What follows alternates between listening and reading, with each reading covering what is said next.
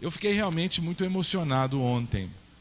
Lembrei da minha época de que eu tinha a idade deles um pouquinho mais, que eu ia muito assim, pelo menos uma vez por ano, né, a um abrigo de crianças, para fazer um pouquinho de boa ação. Mas isso é muito importante, para a gente tirar um pouquinho o olho da gente mesmo, dos nossos problemas. Eu estava aqui um pouquinho antes dos dízimos, das ofertas, e durante o momento, eu não sei se você vive esse conflito na hora de ofertar e dizimar. Eu estava assim, falei, meu Deus, eu estou com o condomínio do prédio que eu moro para pagar, estou com a Copasa. Aí você começa a pensar nas contas, você começa a fazer a conta, fala, gente, eu não vou dizimar não vou ofertar não. Porque a gente começa a olhar o problema. A gente não olha para além do problema, a solução. Eu não sei quantos viram o filme Patch Adams, um filme antigo com o Robin Williams, que ele está no hospício e encontra um velho maluco, e o velho pergunta, quantos dedos tem aqui? Quem viu o filme lembra dessa cena. E todo mundo fala, quantos dedos, Jade? Olha, até Maria Helena, 4. Aí ele fala, mais um que não entendeu, mais um que não entendeu. Não. Passa o tempo, e o Robin Williams no hospício acaba encontrando com ele novamente. Obrigado, Pedro. Quantos dedos tem aqui? Quantos dedos tem aqui? E o Robin Williams olha, não são 4, né? Ele falou, olha direito. Aí ele olhou assim, viu 4. Ele falou, não, olha para lá, para além dos dedos. Aí ele olhou, 8. Falei, agora você entendeu. São 8 dedos.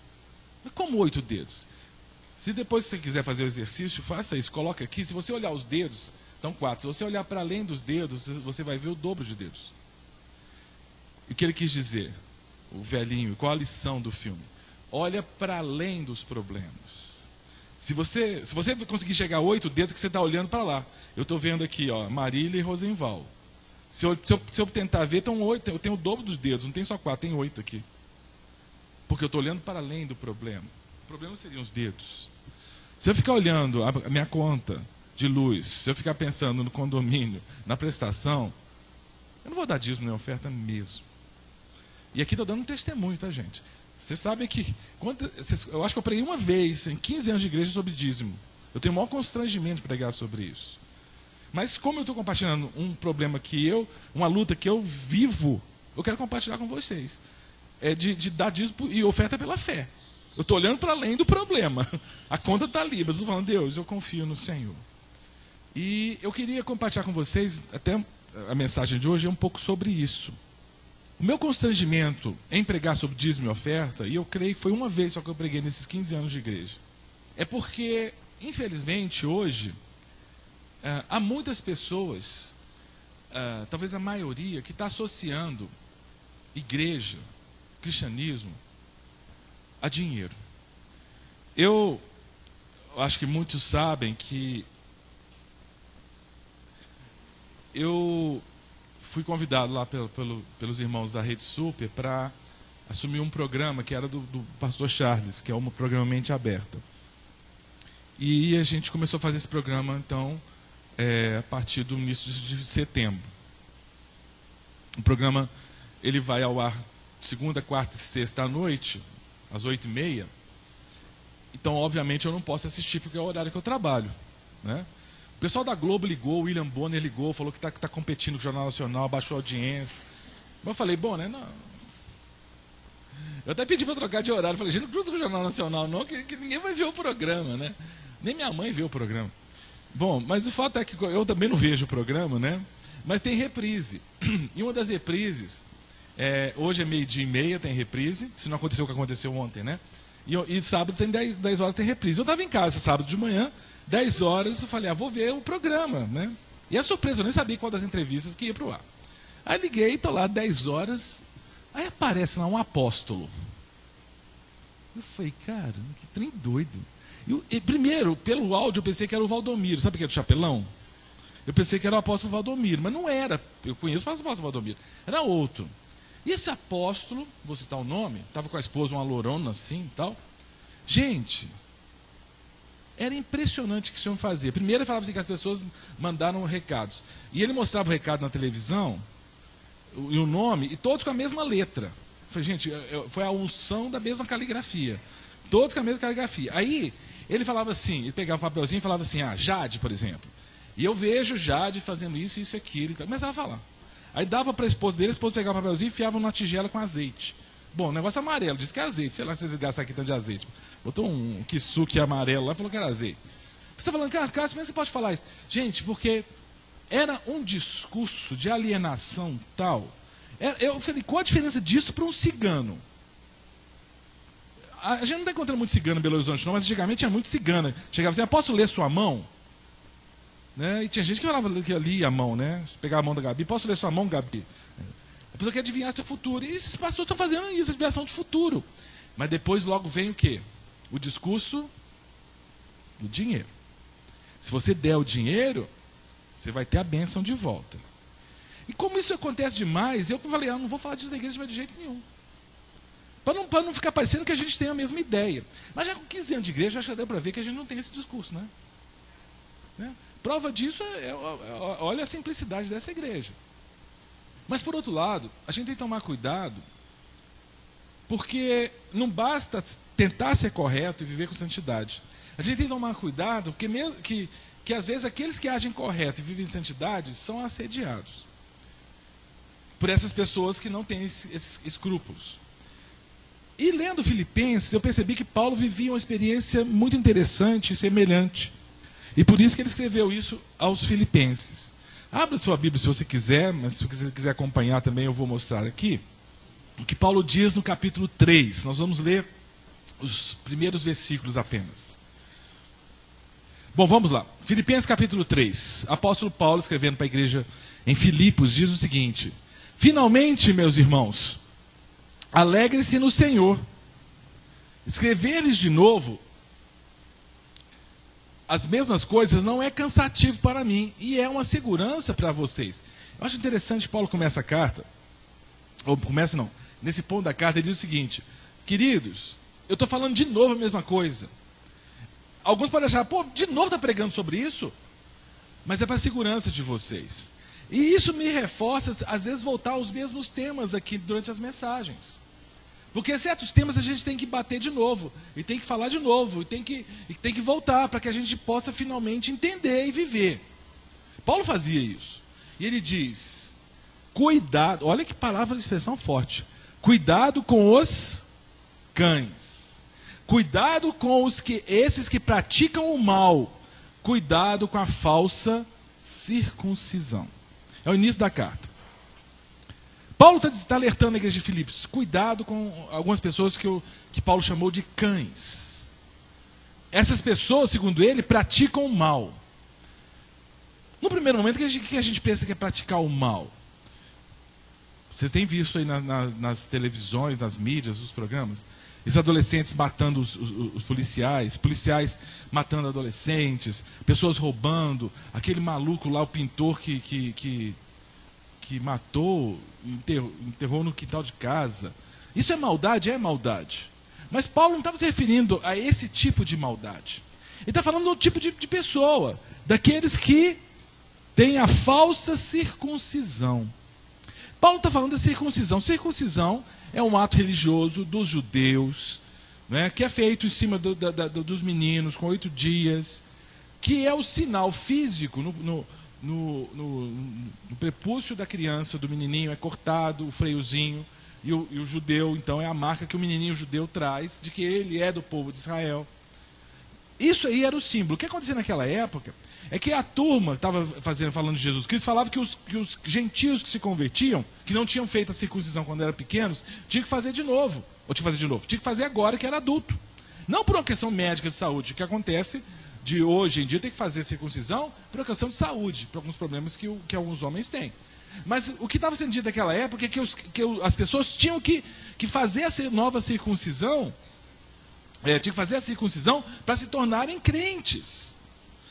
E o pessoal de Filipos estava preocupado. Paulo, a gente tem ou não tem que circuncidar? A gente segue a Jesus Cristo, mas a gente era gentil, agora a gente é do povo de Deus, mas a gente não é judeu. E eles estão falando que a gente tem que circuncidar para a gente seguir a Cristo. Estão entendendo o problema que eles estavam vivendo? Eles estavam com dúvida. Eu tenho que fazer circuncisão para seguir a Cristo? Tenho. E vocês percebam o machismo da coisa, né? Mulher não faz circuncisão. O problema aqui era puramente masculino. Porque mulher naquela época nem era contada. Mas as mulheres estavam envolvidas naquela polêmica. A polêmica não era só a circuncisão. A polêmica era: eu tenho que cumprir os rituais judaicos para seguir a Cristo? Eu tenho que guardar a lei cerimonial judaica para mostrar que eu sigo a Cristo? O que você tem que fazer para seguir a Cristo? O que você tem que fazer? E Paulo disse que algumas pessoas maldosas estavam exigindo isso dos fiéis para levá-los ao domínio. Paulo chamou essas pessoas de cães. Cães. Cães. Hoje, nessa mensagem, nós vamos ver algumas marcas caninas. Porque esses cães, infelizmente, não ficaram na época de Paulo. Tem cão até hoje. E as igrejas evangélicas estão cheias de cães. Até eu posso ser um cão. Vamos ouvir essa mensagem, que está em Filipenses, e você avalia: o pastor Cássio é um cão? Porque é sério, ué. Eu posso aqui fazer um puro discurso, mas eu vou pregar a palavra de Deus. Falei isso com a pastora Silvia hoje. Ela estava lá deitada, né? Eu falei: Silvia, queria que você ouvisse a minha sensacional mensagem de hoje. Aí eu ri, né? Falou: Cássio, o que é? Eu falei: não, hoje eu aprendi há algum tempo, depois que eu já prego, né, desde o seminário, mas de um tempo para cá eu tenho procurado pregar só sermões que a gente chama de expositivos. O que é isso? Eu exponho o texto bíblico, eu não fico contando experiência pessoal, sabe? Leio um versículo, depois vou para longe, só depois que eu volto. É melhor expor o texto bíblico. Por quê? Porque pelo menos o texto bíblico você consegue ler e até discordar de mim se eu estiver falando coisa que não está no texto. Por isso que é importante o sermão expositivo. E Paulo está falando: cuidado com os cães. Então nós vamos ver quais são as marcas dos cães. Possivelmente no texto ali, na sequência, ele vai falar alguma coisa que marca o cão. Quem são os cães? São aqueles que criam as seitas. Seita é uma separação dentro de um corpo que está sadio. Você faz uma secção. Você faz um pequeno grupo dentro do grupo maior. Os cães. E hoje em dia está cheio de cão na igreja chamada Cristã Evangélica. É impressionante pensar o que virou essa igreja. Sabe o que é isso aqui, queridos? Um templo. Obras faraônicas. Tem uma obra ali na Antônio Carlos com Américo Vespúcio, da Localiza. Américo Vespúcio, é um prédio alto, a beça, né, com esse tipo de vidro aqui. Gente, imagina o preço que a Localiza está pagando para construir aquele trem. É muito dinheiro. Mas a Localiza tem dinheiro. Quem foi no centro de Belo Horizonte, ali perto do shopping Oi, pegando aquele viaduto, sabe um prédio velho que estava todo detonado, tinha uma pintura de Tiradentes lá? Vocês viram como é que está agora? Com esse tipo de vida que, gente, está chique, mas está muito chique. Isso custa dinheiro. Custa dinheiro. De onde que esse povo tira dinheiro para fazer um templo desse? Essa semana o contador mandou para a gente tem um contador da igreja, né? Mandou pedindo os rendimentos da igreja. Aí eu falei: que rendimento? Não, porque a igreja tem que ter rendimento. Eu falei: mas a entrada, vários meses a saída mais que a entrada, como é que a gente vai ter rendimento? Ela falou: não, porque até alguns meses. Aí a gente comecei a ver. Tem um tal de rendimento da poupança lá, que era assim, R$1 por mês, 1,50 por mês. Eu falei: você está brincando, né, Cleide? Que rendimento que você quer? Uma igreja como a nossa não dá rendimento, nesse sentido financeiro. Na realidade, o que a gente arrecada, a gente gasta, especialmente com a manutenção do serviço e com outros trabalhos de ação social, de missões, quando a gente consegue arrecadar. Agora, tem igreja que tem dinheiro para juntar para fazer isso. E por que consegue juntar dinheiro? Jesus, na época dele, lá no início, tinha dinheiro sobrando? Tinha aplicação financeira? Para pensar. Mas Jesus alimentava a multidão. O que ele fez quando a multidão estava com fome? Rod, pega meu cartão de crédito e vai lá no Via Brasil e compra pão para todo mundo. Fez o que ele falou? Não tinha dinheiro. Quanto que tem? Vamos juntar aqui, fazer uma vaquinha. Mas não tinha dinheiro para nada. Porque não era a tônica do ministério de Jesus. Hoje em dia, a tônica é dinheiro. Só se fala em dinheiro nas igrejas. E isso é um absurdo, isso é indecente. Isso é indecente. E isso é uma marca desses cães. Eu vou explicar isso mostrando em Filipenses.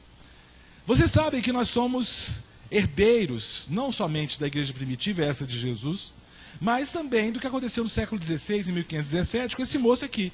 Quem é esse? Martinho Lutero. O Martin Luther. Tanto que o Martin Luther King é homenagem, o nome dele é Martinho Lutero. Martin Luther é Martinho Lutero. Só que dele é Martin Luther, ainda é rei, né? Martin Luther King, ainda tem um rei para ficar junto. Lutero, quando ele fez a reforma protestante, na realidade ele não fez a reforma. Na realidade, ele viu um tanto de coisas práticas na igreja cristã da época, que era a igreja católica romana, e protestou contra essas práticas. O pessoal vendia coisas dentro da igreja, gente. O pessoal vendia entrada para o céu. O pessoal vendia o perdão dos pecados. Ah, a Leia pecou muito, você tem que pagar, Leia. Ah, a Rosângela pecou menos, paga menos. E quem não tivesse dinheiro, penhorava a filha, penhorava a vaquinha, um bode, sei lá. Se vendia tudo, se vendia cargo dentro da igreja. Era um comércio. Ele era um sacerdote católico. Ele era um monge agostiniano. E ele não queria criar uma outra igreja. Ele queria o quê? Vamos reformar isso aqui, gente. Vamos parar com esse negócio, esse comércio dentro da igreja. Foi bem aceito, não foi? Não. Mas que eles quiseram matar, Lutero teve que fugir. Quiseram matar Lutero. Porque, gente, mexeu na galinha dos ovos de ouro. Esse tipo de mensagem que eu estou trazendo aqui, muitos pastores arrepiam de ouvir um negócio desse. Quando a gente toca nas marcas dos cães, a gente fala da vida de muitos de nós pastores. E Lutero, se ele conseguisse, e a Bíblia diz, inclusive, nós temos tão grande número de testemunhos, eu imagino, que lá do céu Lutero estava olhando para a igreja evangélica protestante de hoje e estava assim, que vergonha. Porque a igreja evangélica de hoje, protestante de hoje, está igualzinha à igreja romana do século XIV, XV. Se vende tudo. Você tem sincretismo dentro da igreja, você tem misticismo, você tem gente vendendo milagre igual era na igreja romana. Por que eu fui... O que eu fiz? Porque eu fui criar essa reforma protestante? É uma charge que fizeram. É que tem um tanto de briga dentro da igreja, são brigas que existem dentro da igreja, Viva isso, viva aqui, pode. Lá no programa do rádio que eu faço, muita gente que fala assim, pastor Cássio, mas como é que você deixa a pessoa falar isso, falar aquilo? Eu falo, gente, eu não estou aqui para brigar, não. O programa é um debate de ideias aqui. Mais importante é o que nos une, Jesus Cristo. Agora, igual, por exemplo, quando vai discutir batismo lá, mas gente, tem gente que fica nervoso com batismo. Se batiza por aspersão, se batiza por imersão. Ou quando vai discutir sobre línguas, se tem que orar em línguas, se não tem que orar em línguas, o povo fica nervoso. Igual que a gente vai falar visão aberta, questão de visão espiritual, gente que vê demônio, que vê isso, vê aquilo. Como é que você deixa? Você vê demônio? Eu falo, nunca vi, não, nem quero.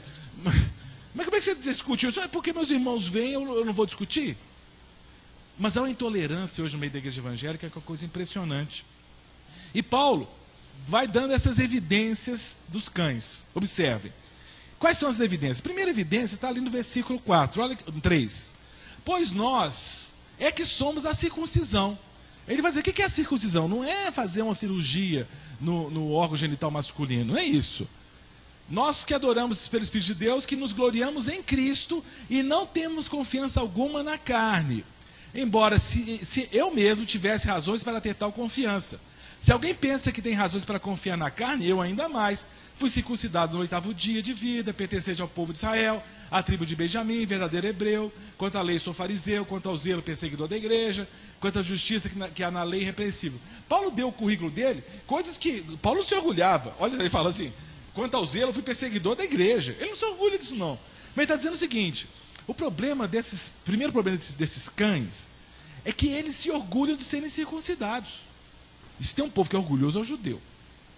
O judeu sabe isso. Você sabe o que você está falando? Outro dia eu entrevistei lá no programa um rabino, e ele estava falando da história da perseguição, e os judeus da Península Ibérica fugiram para a cidade, entre Portugal e Espanha, Miranda de alguma coisa.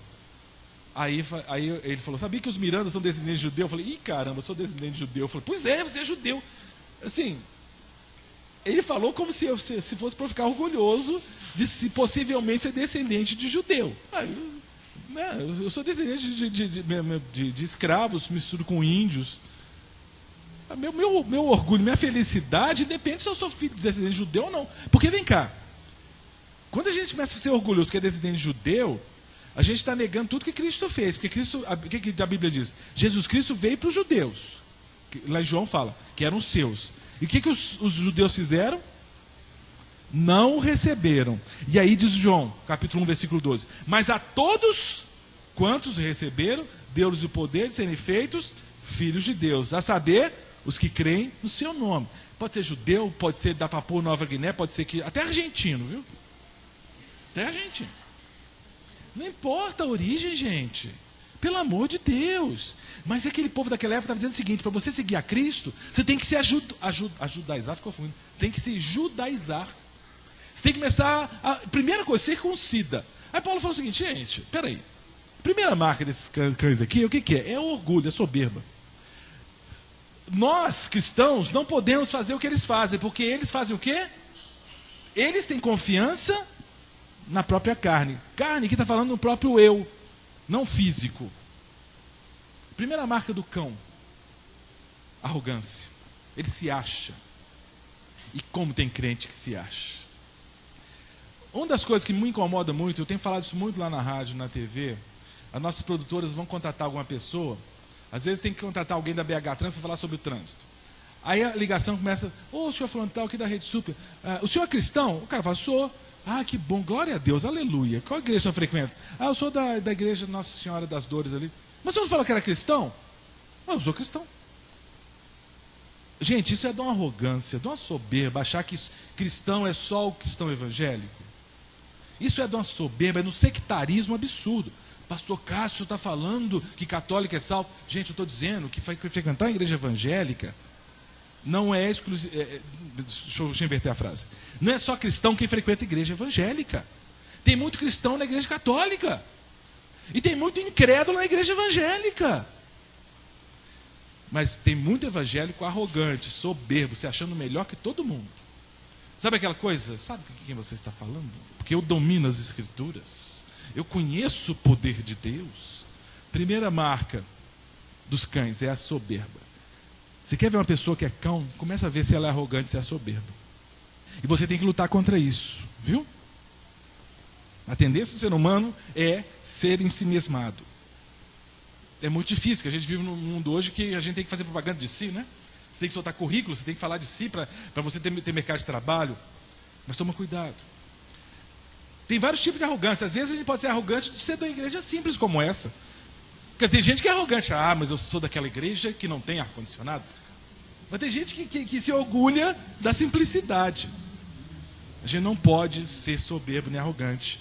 Nós não podemos confiar na carne. Diz assim o Senhor: maldito é o homem que confia nos homens, que faz da humanidade mortal sua força, mas cujo coração se afasta do Senhor. Jeremias 17:5. Tem gente que pensa que esse versículo fala o seguinte: eu não posso confiar na Silvana, não posso confiar no Samuel. Não é isso. Você pode confiar nas pessoas, você deve confiar nas pessoas. O texto está dizendo o seguinte: maldito o homem que confia em quê? Na sua própria força. Maldito o homem que se acha. Graças a Deus, eu nunca traí minha esposa, eu espero nunca trair. Graças a Deus. Agora, sabe por que eu nunca traí? Primeiro, porque Deus me protege. Segundo, porque eu não confio em mim. Então eu não dou mole para o azar. Porque maldito é o homem que confia no homem. Ficar dando mole, ficar... Pelo amor de Deus. Na televisão tem à noite, tem um programa, não sei que canal que é que TV a cabo. Tem um programa que é assim, Largados e Pelados. Já viu essa história? Cara, um casal foi largado no Camboja. Camboja, lá no Sudeste Asiático, onde o soldado americano tinha que andar com bota para não pisar em campo minado, e o povo foi solto lá. Um homem pelado e uma mulher nua. Não são casados, não são namorados, se conheceram no lugar. E foi engraçado, porque o programa começou, é óbvio que não mostra os genitais deles, eles põem, sabe, eles fazem edição e põem tarja. Mas foi interessante porque o lugar estava muito frio, tinha que construir uma cabana. Construído pela metade. E aí anoiteceu, começou a fazer frio. E a moça, aí o rapaz, um homem de uns 40 anos, a moça de uns 25. A moça estava com frio. E os dois deitaram esse negócio de palha, separados. E a moça começou a se encostar nele, segundo ela, para se aquecer. E o homem é casado com 3 filhos. Aí o cara levantou, ficou andando, né? E tem uma câmera para cada um. E falou assim: eu não vou ficar perto dela, não. Eu não quero trair minha esposa. Eu achei interessante, até conversei com a Silvia. Primeiro, se ele não queria trair a esposa, por que se submeteu aí para um programa desses? Tá, tira esse ponto. Mas segundo, estando lá, fez bem. Fez bem. Maldito é o homem que confia no homem. Nesse sentido, confiar na própria força. Confiar na própria carne. Não, eu sou mais espiritual. Eu nunca vou trair. Eu nunca vou mentir. Isso é arrogância. Isso é arrogância. Nós não somos, a Igreja Bíblica Pampulha, nós não somos melhores que nenhuma outra igreja. Nós temos dever de sermos fiéis ao Senhor. Fazer isso que a gente fez ontem lá na creche não é nada mais do que a nossa obrigação. Não se orgulhe disso. Fique feliz, é claro, mas não se orgulhe. Não se acha, nós somos espirituais. Diz a Bíblia: nada façais por contenda ou vanglória, mas com humildade, para cada um considere os outros superiores a si mesmo. Filipenses 2:3. Cada um, a gente não faz as coisas por vanglória. Não fazer as coisas para que as pessoas te achem. E tal. Falei isso com a Silvia ontem. Falei: Silvia, eu assumi esse programa, eu pedi para o pessoal lá. Não é por excesso de humildade, não. É por inteligência. Tem que fazer a chamada do programa. Antes aparecia a foto da pessoa que fazia o programa. Eu falei: não coloca a minha foto. Por quê? Eu falei: porque não coloca. Nossa, o Cássio é humilde. Não, eu sou inteligente. Porque o que adianta eu ficar sendo conhecido? Aí a pessoa te para na rua: você que ele é apresentador. O que acontece com o ego da gente? E quem se ferra com isso? Vanglória. O que adianta? Eu tenho que fazer o ministério que o Senhor me deu ali. Se possível não aparecer. Pena que eu tenho que aparecer porque não está na TV. O rádio é ótimo por isso, já falei isso aqui. Eu amo o rádio, porque o rádio ninguém me conhece, né? Inclusive a senhora que foi no programa da TV, quando ela me viu, falou: nossa, você que é o Cássio? Não imaginava ser magrinho, de cabelo preto. Eu falei: pô, obrigado. Me chamou de gordo e velho. Mas eu acho isso bom, sabe por quê? Esse cuidado que eu tive é para não cair nesse erro de confiar na própria carne. É o começo da derrota você começar a se achar. Foi assim com Lúcifer. Lúcifer, ele era o principal diante de Deus, o querubim da guarda. E começou a se achar. E olha, tem gente que, como eu falei, se orgulha. Que fala assim: vai se orgulhar de quê? O cara está desempregado, mora de aluguel e tudo, vai se orgulhar. Mas tem gente que se orgulha de como sofre. Tem gente que se orgulha de como sofre. Isso é arrogância. E tem igreja, tem muitos líderes que são orgulhosos, seja porque são simples demais, seja porque são cult demais, inteligentes, né? Tem igreja que não é pentecostal, não tem fogo, mas é inteligente. Isso é orgulho. Isso é cão. Espelho, espelho meu, existe alguém mais espiritual que eu? Isso é a marca do cão, o orgulho. O orgulho espiritual também é uma marca, né? Vem orar o poder de Deus que vem do pastor e missionário e apóstolo Cássio. Glória a Deus. Me desculpa, querido. Minha oração não é melhor do que a de ninguém. E eu estou falando a verdade. Você tem toda a autoridade, porque se você tem o Espírito Santo, você tem toda a autoridade, tanto quanto eu tenho para orar. No programa de ontem, eu estava falando do programa que aconteceu, em vez de ter o meu programa às 10 horas, que eu não vi, teve o programa desse missionário, né? Aí o homem pegava a toalhinha, enxugava e passava nas pessoas. Que nojo, cara. Suor ungido. Eca. Não. Associado à soberba e arrogância vem um criticismo, né? Porque o arrogante não basta ser arrogante e soberbo, ele começa a criticar quem não está na unção dele. É o dedo apontado. Eu coloquei que esse aqui é daquele desenho Ratatouille, já viu? Esse cara aqui é o crítico de quem? Gente, eu amo desenho, amo cinema. Esse aqui, na realidade, ele foi inspirado no Galvão Bueno, esse cara do Galvão Bueno. O crítico do Ratatouille, parece o Galvão Bueno mesmo. Que critica todo mundo. A soberba está sempre ligada ao criticismo. Sabe, de ficar falando mal. Fala mal daqui, fala mal dali, fala mal do outro. Para com isso, que preguiça. Que preguiça. Para de criticar os outros. Porque quando você critica, você está se achando melhor. Uma das tarefas mais difíceis, quando eu sou professor, né? Eu estou dando metodologia pessoal da publicidade, por exemplo. Eles mandam os textos. Eu tenho que fazer uma análise crítica do texto. É ruim, porque se eu estou fazendo análise crítica, a minha posição é de superioridade. Porque eu tenho condição de apontar um erro. Profissionalmente eu tenho essa posição de superioridade. Eu sou professor, sou crítico ali. Mas é ruim, né? Mas eu tenho que fazer profissionalmente. Agora, chega lá, né, cara? Agora eu vou chegar aqui e ficar julgando a Silvaninha, julgando os irmãos, julgando os irmãos. Pelo amor de Deus, cara. Se eu começo a julgar muito, eu estou me achando. Eu estou me achando na condição de avaliador da realidade. Toma cuidado, querido. Quem é você? Criticismo, sabe aquela coisa? Olha, eu arrepio quando eu começo essas conversinhas dentro da igreja. Sabe, grupinho, começa a falar mal, Gente, quem faz isso é arrogante, sabia? Se acha melhor que os outros, que aponta o dedo em riste. Primeira marca, então, essa soberba, essa arrogância. Segunda marca dos cães. Mas o que para mim era lucro, passei a considerar perda por causa de Cristo. Mais do que isso, considero tudo como perda, comparado com a suprema grandeza do conhecimento de Cristo Jesus, meu Senhor, por cuja causa perdi todas as coisas. Eu as considero como esterco para poder ganhar a Cristo. Olha que legal.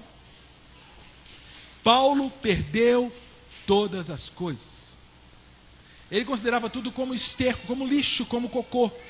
Desculpa a expressão, mas é isso. O que ele considerava? Essas coisas materiais. Esses currículos que as pessoas colocavam. Paulo, ele é fariseu dos fariseus. Ele foi circuncidado no 8º dia, ele é da tribo de Benjamim. Ele tem isso, ele tem aquilo. Querido, querida, não importa sua conta bancária, não importa seu currículo vitae, não importa a sua profissão, o seu prestígio social, o bairro que você mora, Deus não olha para isso. E mais, você tem que considerar isso tudo perda por causa de Cristo. Uma marca dos cães é que os cães não veem a realidade dessa forma. Os cães, na realidade, eles não valorizam as coisas de Deus, espirituais. Eles valorizam o quê? As coisas materiais. Outra marca dos cães, além da soberba, é o materialismo. Só se fala em bens materiais, só se fala em riqueza, só se fala em conquista. Olha lá a charge. Sai desse corpo que ele não te pertence. E puxando dinheiro ali. Gente, isso aí é muito sério. Hoje cedo estava no Facebook, vi a mensagem, faz 1 ano que o meu professor, comentei com a igreja, o Carlos Oswaldo Pinto, que morreu de câncer. Morreu faz 1 ano. Vai completar 1 ano, acho que é semana que vem. Há 1 ano mesmo ele estava na Hungria, pregando o Evangelho. E a esposa dele estava compartilhando no Facebook.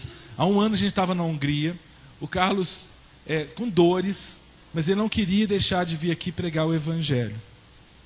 E eu fiquei pensando, gente, que sensacional, né?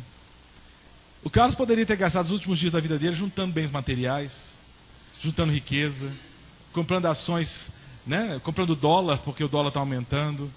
Ele investiu a vida dele fazendo o quê? Pregando o Evangelho. O Carlos não era um cão. O cão só pensa em juntar, em querer as coisas. Quando eu recolho os dízimos aqui, por exemplo, me emociono demais. Tem cheques de alto valor, sabia? Nessa igreja pequenininha tem gente que dá cheque de alto valor. E tem outras pessoas que colocam moedas. A menor que tem é 5 centavos, não é isso? Tem moeda de 5 centavos, tem cheques de alto valor. Qual que vale mais para Deus? A moeda de 5 centavos? Deus não está importando com o valor cifrão. Está importando com o quê? Com o coração da pessoa que fez essa oferta. Quando eu pego isso aqui, me dá um medo, querido. Você não imagina o temor e o tremor que me dá quando mexo com esse dinheiro aqui. A maioria das igrejas é uma gana. Tem estratégias para arrecadar dinheiro lá do dízimo e oferta. Aqui a Leia foi, pegou um hino. Olha, Leia, aquele hino, pelo amor de Deus. Qual foi que você colocou? Não, Exaltado foi o primeiro. A ele a glória. Foi? Foi o primeiro. Então Exaltado foi exaltar. Pô, um hino mais assim, envolvente, mais emocionante. Porque tem estratégia. Sabe aquela coisa? Entrega o envelope na mão das pessoas. Tá? Orienta os diáconos, entrega o envelope. Aí na hora... Isso. Pois é. E aí gera e constrange as pessoas, porque aí dá o envelope, bota o envelope na mão de cada um, aí a pessoa está lá, aí começa a fazer contar a experiência, né? Começa a falar, aí começa a falar que se você der, se você não der, você está roubando de Deus. Mas se você der, você está semeando e tal. E a pessoa vai ficando assim. Aí ela fica, meu Deus, eu estou sem nada aqui, meu Deus. Não, mas se eu não tiver, você dá seu anel, dá seu relógio. Eu já vi isso, gente. Bota a chave do seu carro. Isso é marca de cão. Conversei com o advogado essa semana, ele falou que tem muitos, semana passada, desculpa, tem muitos processos aí de pessoas que se sentiram enganadas pelas igrejas. Estão entrando na justiça pedindo tudo o que deram. É claro que não ganha. Como é que essa pessoa vai provar que foi manipulada? É difícil. Mas mostra que depois que passa aquele torpor, sabe aquela coisa assim que a pessoa fica envolvida emocionalmente e tal. Fala, dei minha aliança. Primeiro, vou apanhar da minha esposa. O cão, ele só pensa no dinheiro. Só pensa no bem material. Paulo falava, eu considero tudo isso o quê? Esterco. Lixo. Lixo. Fé em negócios. Enquanto a irmãzinha que está pensando em quê? No paraíso celestial, o cão está pensando em quê? Paraíso fiscal. Aqui, ó, é um print de uma tela de TV. Esse cidadão aqui, que nem brasileiro é, vem na TV brasileira e coloca a oferta. Eu acho engraçado. A palavra voluntário, sabe o que quer dizer voluntário? Vem de vontade. É algo que você exerce porque você tomou uma decisão por fazer aquilo. O cara determina o que você vai decidir. 900 conto. Gente, quem tem 900 conto aqui para ficar dando? E pior que associa a bênção, dá os 900 reais. O que diz 1 Pedro 5,2? Apacentai o rebanho de Deus que está entre vós, não por força, mas espontaneamente, segundo a vontade de Deus, nem por torpe ganância, mas de boa vontade. O cão, ele é ganancioso. A Bíblia diz que o amor ao dinheiro é a raiz de todos os males, 1 Timóteo 6,10. Dinheiro não é problema, mas o problema é que a maioria das pessoas ama o dinheiro mais do que a Deus. Tem gente dizendo isso, né? Queridos irmãos, tem pastor aí propondo.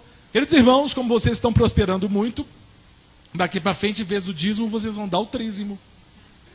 É lamentável, né? Então, Jesus disse, cuidado, fique de sobreaviso contra todo tipo de ganância. A vida de um homem não consiste na quantidade dos seus bens. Lucas 12,15.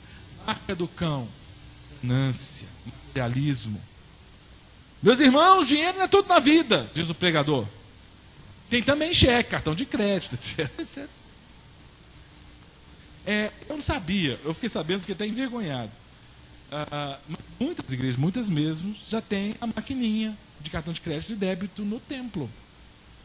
E eu fiquei até constrangido, porque eu pensei que era brincadeira. Sabe quando a pessoa conta, aí você pensa, faltava essa. Aí os pastores estão conversando comigo, não, mas na minha igreja tem. Eu falei, pastor, desculpa. Não, é porque hoje em dia está perigoso você andar com dinheiro no bolso, ser assaltado. Então é melhor você levar o cartão de débito. Eu fiquei assim, meu Deus. Eu até entendi o argumento do irmão, mas eu falei, meu Deus, você está ficando perigoso demais, cara. Porque não está ficando parecido demais com o comércio? Você está entendendo? Eu até entendo a precaução. Mas assim, gente, a maquininha de cartão de crédito e débito, que para mim tem a questão simbólica. Eu acho que o simbolismo de você vir até um gasofilácio e trazer a sua oferta, simbolicamente, é muito importante. Até para o seu filho pequeno ver papai e mamãe, eles ofertam ao Senhor, eles dizimam ao Senhor. Agora fica uma coisa tão assim, garçom levando a conta para você, sabe? Falta você perguntar para ele, tem 10%? Né? Eu tenho dificuldade com isso. Pastor que apontando as bênçãos do céu, arrancando dinheiro da ovelha. Muitos cães ficam entre a cruz e o cifrão.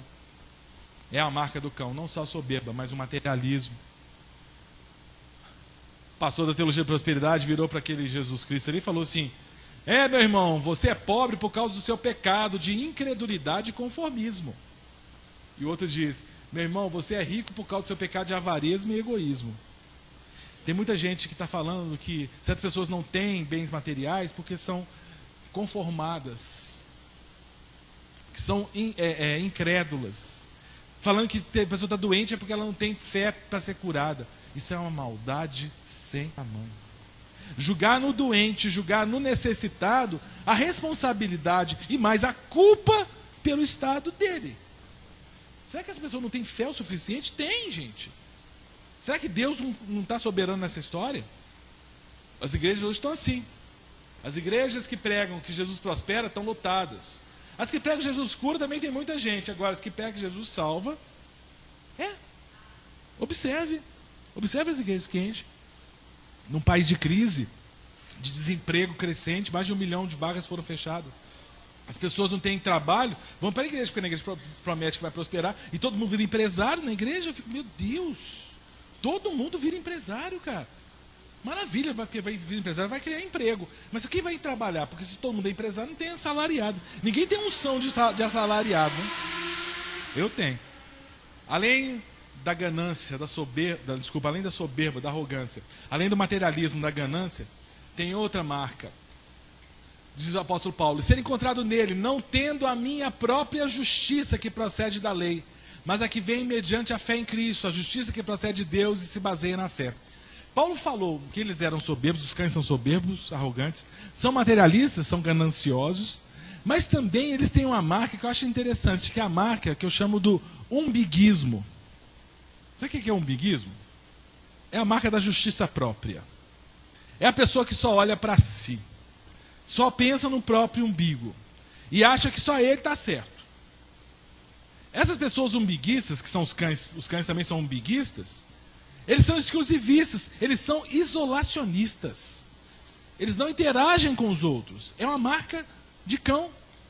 E quando eu falo marca de cão, é marca de seita. A seita, ela não convive com os outros. O cão não convive com os outros. Por quê? Porque ele se acha. E só olha para a própria experiência. É um certo narcisismo mesmo, espiritual. Narciso, né, a história fala que ele olhava, se achava tão lindo, maravilhoso, que olhava no espelho, e tinha um espelho na água, o espelho na água assim, viu o reflexo na água e acabou se achando tão lindo que mergulhou para se encontrar e morreu. É uma marca das seitas, uma marca dos cães, esse umbiguismo, de olhar e falar assim, como nós somos espirituais. Como a gente... Não, e outra coisa, para seguir a Deus tem que seguir debaixo da nossa unção. Como é que fala? Debaixo da nossa visão. Você está na visão? Você está na visão? O que é a visão? Você está debaixo aqui do meu controle? Porque tem isso.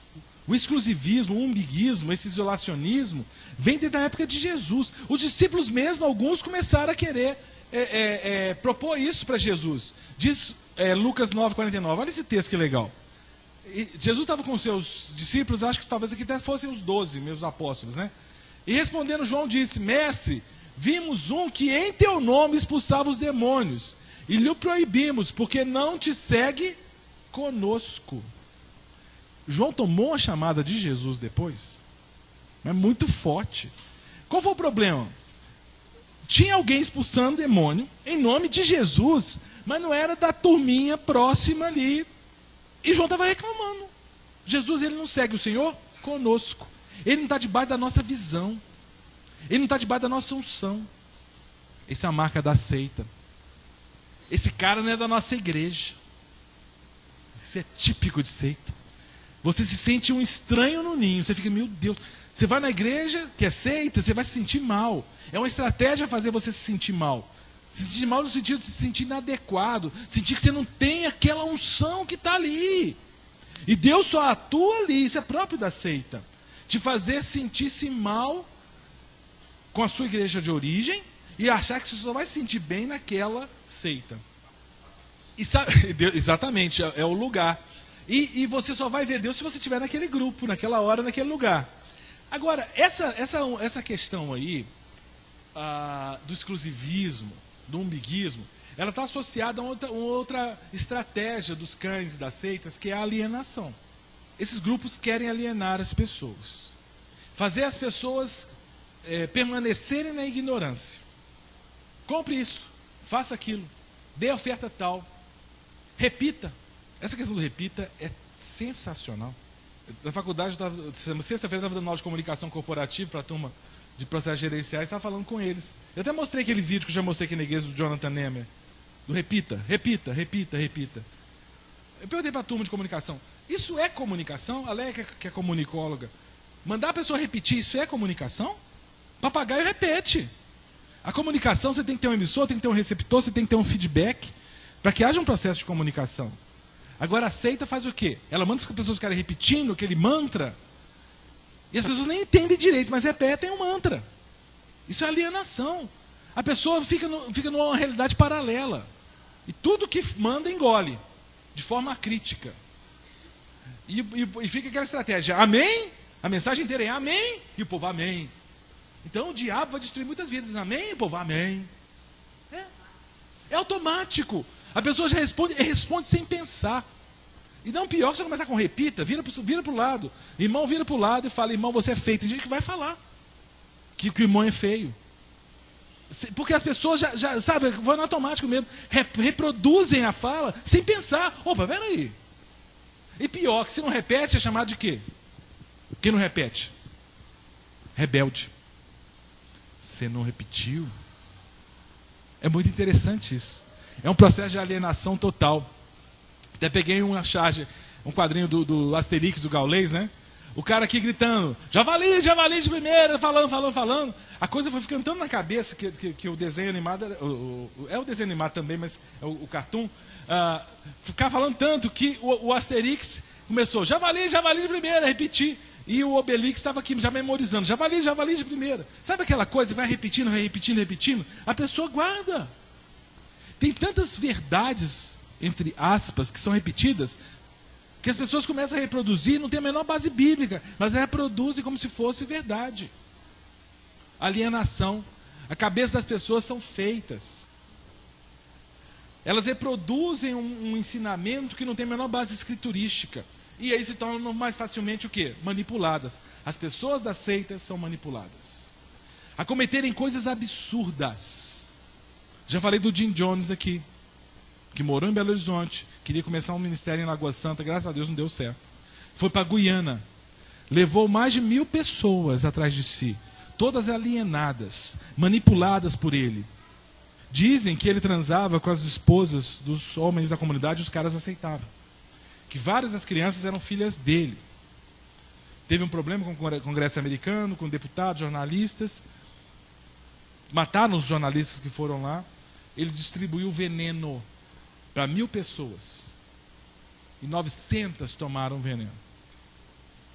Deram para a criança primeiro, depois suicidaram. Manipulação.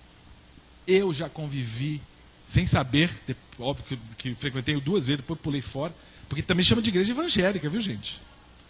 Em contextos de manipulação. E esses líderes que manipulam, esses cães, eles conseguem fazer coisas que você não imagina. Eles dizem quem vai casar com quem, mesmo que as pessoas se odeiem. Ele diz se você compra, se você vende. Ele diz se você deve ficar, deve sair do emprego. Esse cão, te manipula. Você vira um robozinho, um bonequinho na mão dele. E pior, quando é descoberta a canicidade desse cão, não cai só o cão, cai um grupo inteiro que não seguiu as escrituras, seguiu a palavra do cão. Muitas igrejas estão sendo fábricas de robozinhos mesmo. As pessoas entram pensantes, inteligentes, livres, e saem robotizadas, completamente manipuladas.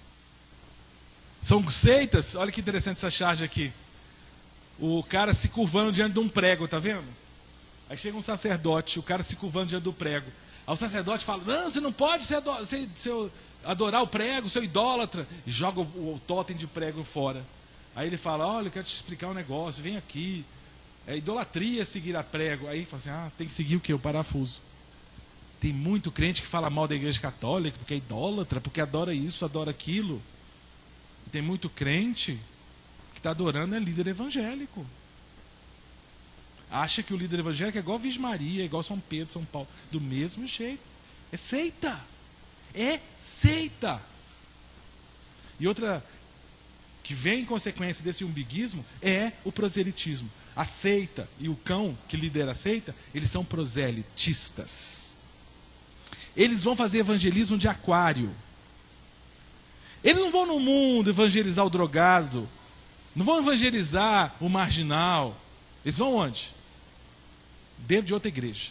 É mais fácil, a pessoa já conhece um pouquinho de Bíblia, a pessoa já é mais correta, e aí ele vai, joga uma mentira, um engano, e faz o que a gente chama de evangelismo de aquário, pescaria de aquário.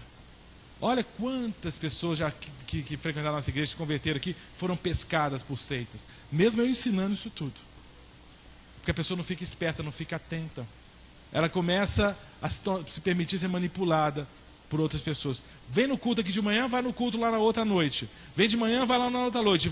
Gente, desculpa.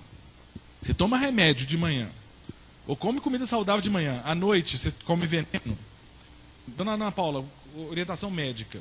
Se eu como comida saudável de manhã, estragada à noite, a tendência minha é ficar saudável ou doente? Não, mas eu comi saudável de manhã. Se eu tomei um remedinho bom de manhã e um veneno à noite, vou passar mal. E vai chegar a hora que eu vou estar doente, eu vou pular fora mesmo. E vou para a seita. E vou ser manipulado. Marcas caninas, soberba, criticismo, materialismo e arrogância que vem do materialismo, umbiguismo, alienação, manipulação, proselitismo. Se Lutero estivesse vivo hoje, ele ia chegar numa das capelas de Wittenberg, desse mundo aí, que a Wittenberg foi a capela onde ele pregou as 95 teses. Ia pregar mais 95 teses. Porque as igrejas evangélicas hoje são desse jeito, né? É revelação, libertação, cura, sinais e prodígios, prosperidade, quebra de maldição, batalha espiritual e coisas do tipo. Está igualzinho à igreja católica romana, que virou a igreja evangélica. A gente tem que seguir o princípio da reforma. Uma igreja reformada sempre se reformando. Não podemos nos conformar com isso. Mariana, minha filha, perguntou assim: pai, uma coisa que eu não entendi, como é que eram os cultos na época de Jesus, ou os primeiros cristãos? Logo que Jesus foi ao céu, veio o Espírito Santo. O que eles faziam nas reuniões? O que eles faziam? Pode falar, igreja. Oravam, ensinavam a palavra de Deus. O que mais? Sim, tinham uma conduta. E a liturgia da reunião? Quando eles se reuniam como igreja, o que acontecia? Oração, pregação, louvor. O que mais? Tinha obediência, ceia. Sabia que eles partiam pão? Toda reunião, em memória dele. Eles eram unânimes no partir do pão. Esse partir do pão era o quê? Era a ceia, que a gente vai ter aqui hoje. A Mariana perguntou: pai, aquela pergunta eu acho legal, adolescente solta umas boas pra gente, assim, pai, no começo da igreja, eles faziam o que na reunião? E eu falei isso que vocês falaram. Mas e ceia, como é que era? Não era toda vez? Parece que sim, viu? O problema é que a coisa virou rotina e perdeu-se a essência. Que tem, no caso ali, a Eucaristia, todas as missas. A igreja protestante perdeu esse aspecto. Talvez para se diferenciar da igreja católica, que faz a Eucaristia toda a missa, porque o problema da Eucaristia, gente, você sabe o que é a Eucaristia, né? É a hóstia e tal.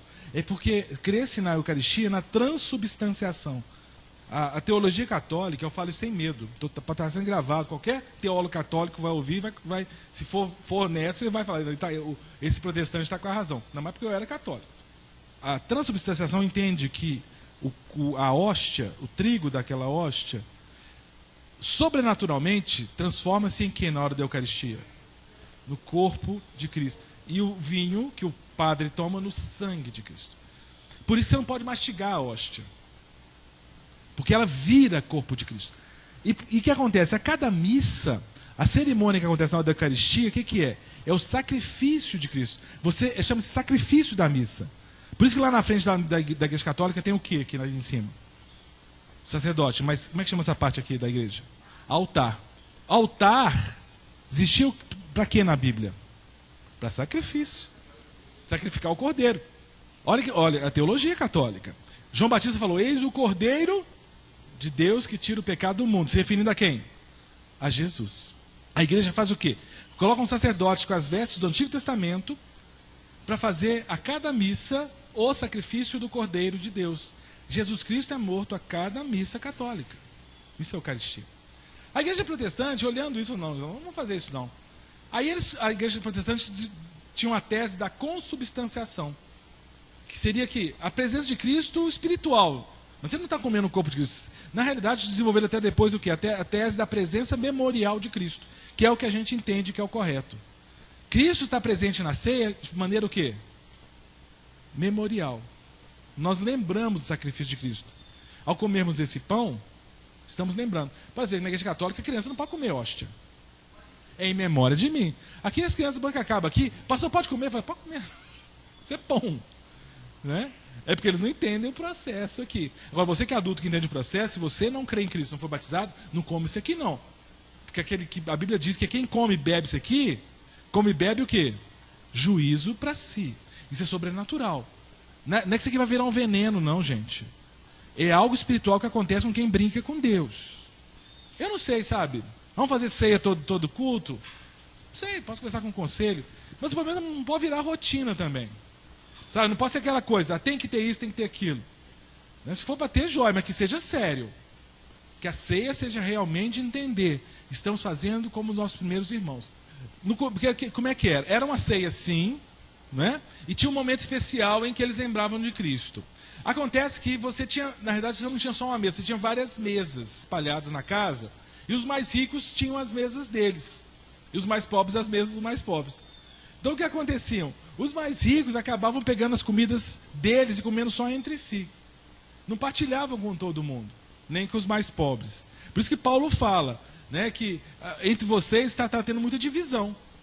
Porque a ideia é como a gente tem aqui, pode ser que a gente faça assim no café da manhã. Quem sabe conseguir a prova? Já temos o café da manhã, já tem o pão, já tem o café e tal. A gente vai fazer o suco de uva e o pãozinho. Vai fazer a ceia. Vamos tomar o café da manhã? Vamos, mas vamos fazer a ceia do Senhor também. Né? Até para ser um momento mais reverente o café da manhã. Pode ser uma ideia, é uma ideia. Né? Não tem perigo ter ideia. Agora, o que não pode é virar rotina. Estão entendendo? O louvor não pode ser rotina. O que a Leia faz com o Ronde aqui não pode ser rotina. A pregação, o trabalho dos diáconos, a sua vinda à igreja, o seu dízimo, isso não pode ser rotina. Tem que ser ato de adoração. Como agora. Nós vamos adorar o Senhor com a ceia. A Bíblia diz que Jesus, na noite que foi traído, ele reuniu os discípulos dele. E foi a última vez que ele comeu junto com os discípulos. E foi a última e foi muito marcante porque ele predisse ali a sua morte. E também prediz a sua ressurreição. E isso é relatado nos evangelhos, mas é relatado também nas epístolas, porque Paulo disse que a igreja se reunia para repetir essa ceia. E diz que eles estavam ceando, e Jesus disse, olha, pegou um pedacinho de pão, e falou assim, isso é meu corpo que é dado por vós. Tomai e comei, e fazei isso em memória de mim. Ele estava falando o quê? Que algumas horas depois, ele seria preso, seria torturado, julgado, e iria para o Calvário, ser pregado na cruz, e o corpo dele seria machucado, perfurado. Que razão? Por causa do pecado do Cássio Miranda dos Santos. Ele não citou meu nome lá não, mas eu sei que ele estava pensando em mim. Mas ele não pensou em Cássio Miranda dos Santos com mágoa, com ressentimento, me julgando peso. Eu vou ser pregado por causa do Cássio, porque eu amo o Cássio.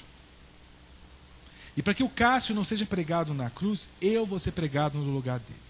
E quando as pessoas comem o pão, elas têm que pensar nisso. Que Cristo foi pregado na cruz por elas. Por isso que não pode ser rotina, gente.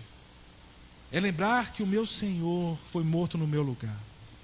E da mesma forma ele pegou o cálice com suco de uva, ou vinho, tinto como sangue, e falou, olha, esse é o meu sangue. É óbvio que ele está fazendo ali uma metáfora, era uma figura de linguagem.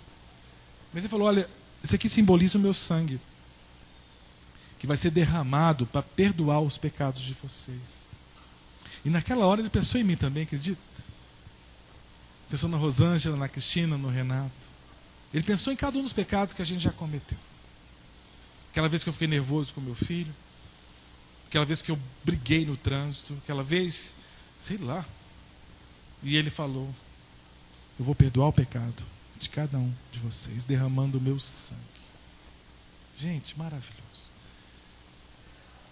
E a gente tem que fazer isso, como Paulo disse, a gente tem que fazer essa ceia agora, para agradecer a Jesus pelo que ele fez por nós ali na cruz do Calvário. Por isso não pode ser rotina, né? Não pode ser um rito só. Não é como você tomar o café da manhã, sabe, sem desfrutar. A gente tem que que entendeu o sabor disso. Sabor. Cássio, esse pão não tem sabor? Tem sabor. A palavra sabor, sabe qual que é a origem da palavra sabor? Eu já comentei isso aqui na igreja. Ninguém lembra, né? Vem do latim, sabor é a mesma origem de saber. Sapere. Sabor é a mesma coisa que saber. Que dá origem à palavra sabedoria. Discernimento. Saboreie isso aqui no sentido, faça com sabedoria. Tenha consciência que Deus, o Filho de Deus, morreu na cruz por causa do teu pecado. Isso não é brincadeira. Derramou sangue para te perdoar. Você hoje é livre, limpo por causa do sangue do Cordeiro. Esse momento é muito especial. E não pode ser feito de maneira mecânica. Vou pedir Ronde e Leia que venham à frente, por favor. Pedir Pedrinho e Zé Carlos, diáconos, por favor, que venham à frente. Para que a gente possa fazer o que era feito na igreja do primeiro século. Né? Tomar essa ceia. Não é tomar essa ceia como a gente faz um almoço comum. Não pode banalizar. Faça com muita consciência. Eu vou pedir aos diáconos que distribuam. Se você, querido, querida, já aceitou Jesus Cristo no seu coração, é filho, filha de Deus, e demonstrou isso através do seu batismo, pegue um pãozinho, pegue um cálice e segure, por favor, para que a gente possa tomar a ceia juntos, como foi no primeiro século. Por favor, Zé, Pedrinho. Moído por minhas transgressões, ferido por minhas maldições, tu, Senhor, és exaltado, levou sobre si a minha dor. O castigo que me traz a paz estava sobre ti. Fui sarado,